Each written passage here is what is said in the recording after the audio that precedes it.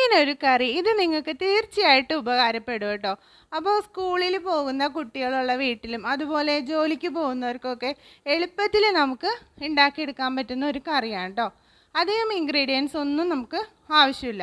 അപ്പോൾ ദേ സവാള എടുത്തിട്ടുണ്ട്, വെളുത്തുള്ളി, പച്ചമുളക്, വേപ്പില, ഇത്രയും നന്നായിട്ടൊന്ന് വഴറ്റിയെടുക്കാം.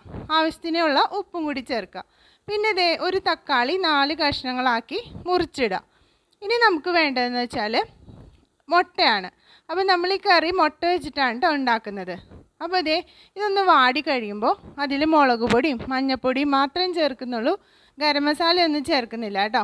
അതിന് ശേഷം ആവശ്യത്തിന് വെള്ളം ഒഴിച്ചിട്ട് നമ്മൾ ഓരോ മുട്ടകളായിട്ട് അതിലേക്ക് ഇങ്ങനെ കൊത്തി ഒഴിച്ച് കൊടുക്കുകയാണ്. മുട്ട ഒരു സൈഡ് വെന്ത് കഴിയുമ്പോൾ ഒന്ന് മറിച്ചിടണം കേട്ടോ. അങ്ങനെ ഒന്ന് വേവിച്ചെടുക്കുക. എന്നിട്ട് ഇതിൻ്റെ വെള്ളം ഒന്ന് നന്നായിട്ട് വറ്റിച്ചെടുത്താൽ നമ്മുടെ കറി ഇവിടെ റെഡിയാണ്.